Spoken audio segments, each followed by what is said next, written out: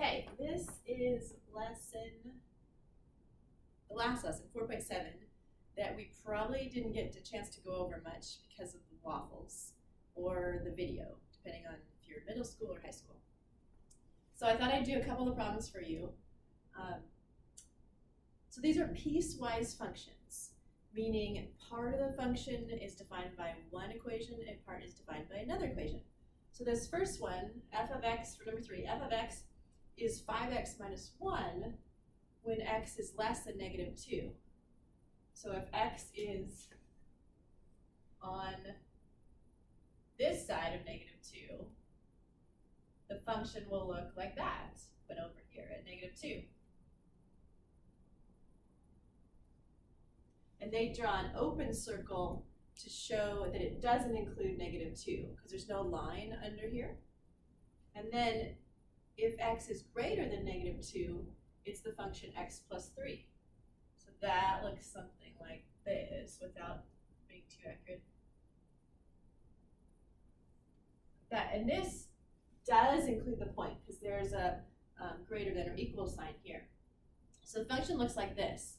So they're asking us, what does the function do at negative 3, when x is negative 3? So what you need to determine first is which equation to use.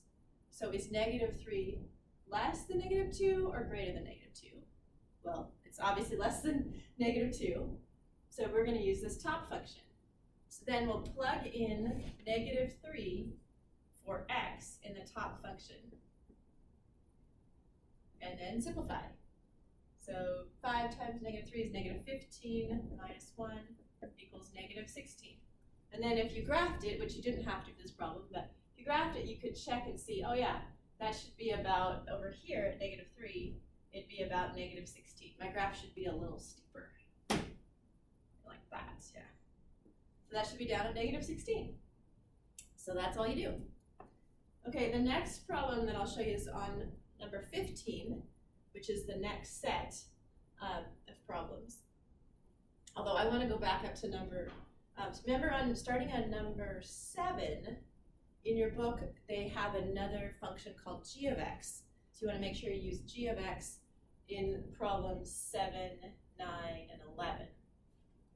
Okay, then jump over to number 15. I'll help you with that one. So this says, again, there's two functions. One where x is greater than 2, and then when x is greater than 2, right here, the function looks like this. So I'll draw it. So kind of it would come down here, but we're only going to include the part here with an open circle. That's open. Going on. So this part of the function is not included.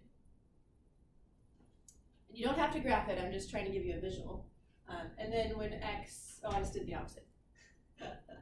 So when x is less than 2, it's the y equals negative x function.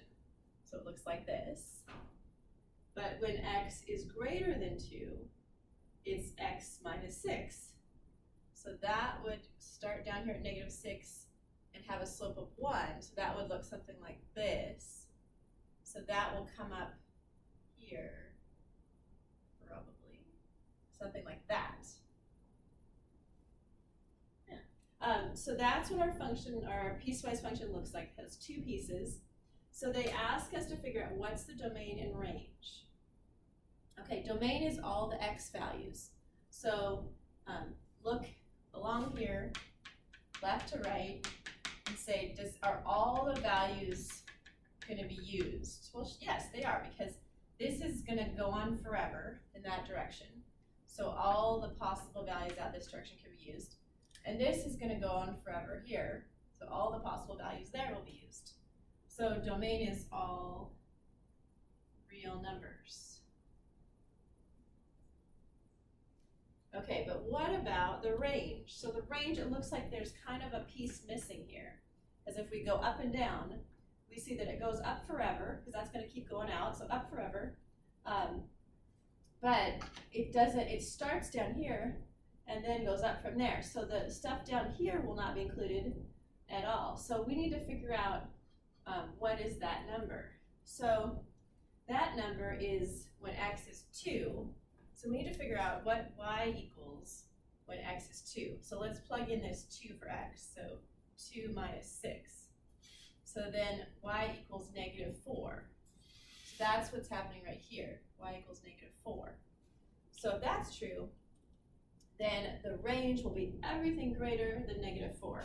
So we can write that as y is greater than or equal to negative 4. And that's all we do.